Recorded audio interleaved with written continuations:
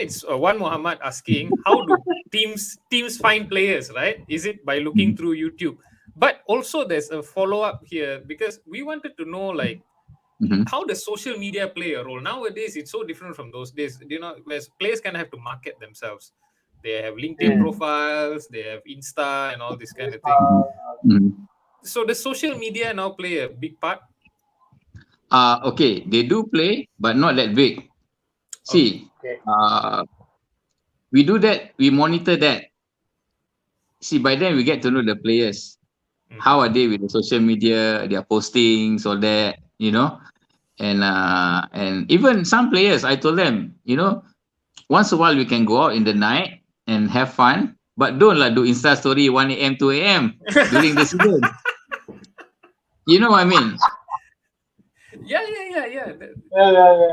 It will reflect. It's like, oh, because of that, people think, oh, this guy likes to go. And imagine if they have a match 2 days time. People say, oh, this guy, because he went out that night, he didn't sleep early, so it has affected his performance, all that. And then back to the question of Wan Muhammad, how do teams find players? Okay. Normally is from the coach's preference. Mhm. Okay. That means, of course, each coach will have the formation, the playing style. So these players must be able to adapt to the playing style and formation. Okay. Example, like now the transfer window, all right, is just open uh few days back. Okay, but the work has been done like 2 months back. Right. So they know which area they need to improve. So they will speak to agents or players directly on the potential to get them on board.